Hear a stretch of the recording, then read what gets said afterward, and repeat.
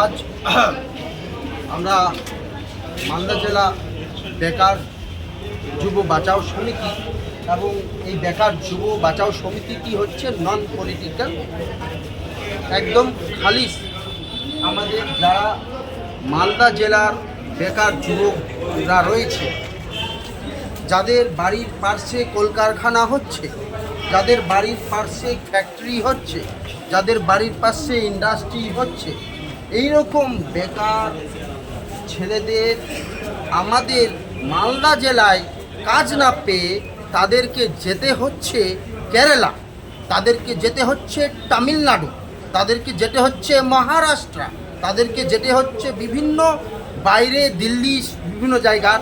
আমরা রিসেন্টলি দেখলাম করমণ্ডল এক্সপ্রেসে আমাদের পরিযায়ী শ্রমিক যারা বাংলার মালদার ছেলে, যারা বাংলার ছেলে, এই বাংলার লালেরা তাদের রক্তে লাল হয়ে গেল। এটা যদি আমাদের মালদার ছেলেরা মালদায় কাজ পেতেন, কলকারখানাগুলোতে বাইরের লোক না কাজ পেয়ে যদি মালদার ছেলে, মালদার ভূমিপুত্ররা কাজ পেতেন, তাহলে কিন্তু মালদার ছেলেরা মারা যেত না, মালদার ছেলের প্রতিদিন কিছুদিন পর পর একটা লাশ আসতো না। এই মুহূর্তে মালদা জেলার সবচেয়ে বড় সমস্যা হচ্ছে বেকার সমস্যা। এই বেকার সমস্যা নিয়ে আজকে যেহেতু ডিস্ট্রিক্ট ম্যাজিস্ট্রেট, জেলার প্রশাসক, ওনাকে আমরা জানাতে এসেছি যে আপনারা এই সমস্যার বিহিত করুন। আম্বুজা থেকে শুরু করে বিভিন্ন কোম্পানি, হরলিক্স বিভিন্ন কোম্পানি আছে, কারখানা করেছে, আমাদের ছেলেদের লোকালদেরকে না নিয়ে অন্যদেরকে নিচ্ছে। এ কিন্তু মালদার জনগণ এবং মালদার যুবকেরা মেনে নেবে না।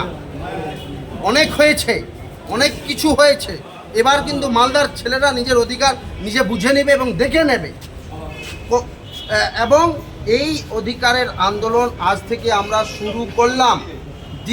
এটা আমাদের শুরু, এর তীব্রতর আন্দোলন হবে যদি আমাদের এই ডেপুটেশনে যেই আমরা দাবি দাওয়া করেছি, সেই দাওয়া যদি ফুলফিল দ্রুত গতিতে না করা হয়। এই আমরা প্রশাসনকে এই হুঁশিয়ারি দিতে চাই। এবং বাংলার ছেলে বাংলায় কাজ পাবে না, কোন জায়গায় হয়? মালদার ছেলে মালদার বাড়ির পাশে কলকারখানা হবে, আমার নদীর বেহুলা নদী নোংরা হবে, ড্রেন হয়ে যাবে, আর আমার ছেলে চাকরি পাবে না, কাজ পাবে না। এ কিন্তু মেনে নেওয়া হবে না। যা হয়েছে হয়েছে, এই নিয়ে আমরা দাবি দিচ্ছি। আগামী দিনে আপনারা সকলে এই মালদার ছেলেদের সঙ্গে আমাদের সঙ্গে সাপোর্ট করুন, আমাদের সঙ্গ দেন। সবাই কাঁধে কাঁধ মিলিয়ে মালদার ছেলেদের মালদায় চাকরি আমরা নেব, কাজ নেব। আমাদের কলকারখানায় কমপক্ষে আমাদেরই কাজ দিতে হবে। ধন্যবাদ।